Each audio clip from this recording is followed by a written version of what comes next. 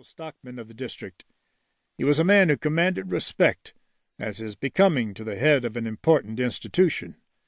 He was cold, hard, inexorable in his dealings, always with the best interests of the bank uppermost in his mind, guiding his judgment.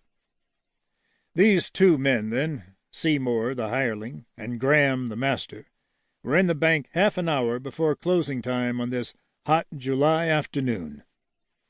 Seymour, glancing out the front window, saw a tired-looking rider pull up in front of the bank and dismount. The rider left his horse standing with reins dangling, and entered the bank somewhat hesitatingly, his snapping black eyes searching out every corner of the cage and centering on the open door of the private office before they met those of the cashier, who frowned slightly because the man was a stranger.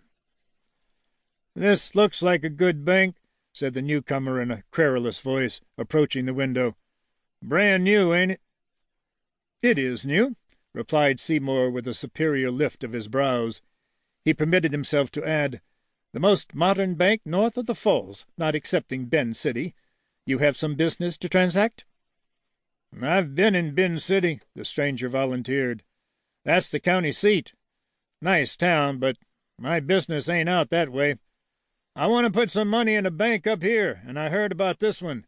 That's why I'm here." He had raised his voice slightly as he said the last words, and had the satisfaction of glimpsing a form in the private office as Graham looked out into the cage a moment. "You wish to make a deposit?" Seymour said, businesslike, as he reached for a deposit slip. "How much do you wish to deposit?" It was rapidly nearing closing time, and the stranger was watching the clock on the partition that separated the private office from the cage. "Well, I wanted to deposit quite a bit," he explained with a thin smile, "and I wanted to be sure it was a good, strong bank. I ain't had much faith in banks, because they get held up every now and then, and I ain't got any money to lose." He was speaking in a voice that just carried into the private office. The cashier gave him a clear, cold stare. "I trust you're not questioning the strength of this bank," he said severely. "The strength of this bank was thoroughly established years before this new building was erected, and the State Bank of Milton never has been held up." "That's what I heard," the stranger nodded eagerly, "and that's why I came here. Oh, I guess it's a strong bank, all right. I was told as much, or I wouldn't have packed my cash all the way from Bend City here." At the word cash, the cashier pricked up his ears. More often than not, new accounts were opened with a check on another bank, or with stockman's checks on the Milton Bank. He surveyed the man on the other side of the window.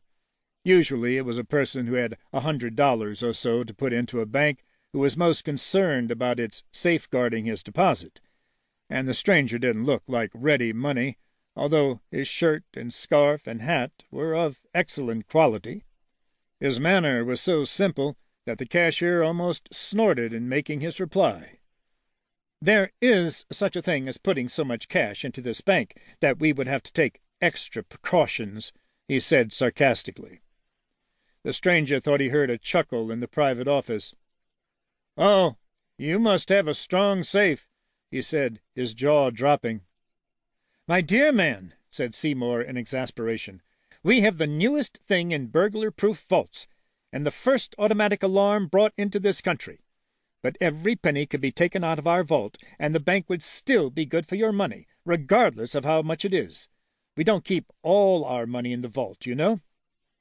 The stranger was staring absently past the cashier at the clock.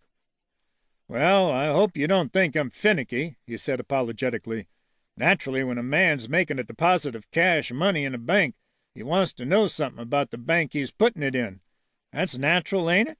You don't blame me for asking a question or two, do you?" "No, of course not," answered the cashier, relenting. "It's nearing closing time, and if you'll tell me your name and the amount you wish to deposit, I'll make out the slip for you." "That's kind of you," said the prospective customer, drawing a thick wallet from inside his shirt. "I was reading a bank advertisement in the Great Falls Tribune where it said something about a bank's first business being service, or something like that. I reckon you feel the same way about it. I can't write, so if you'll make out the papers, I'll appreciate it."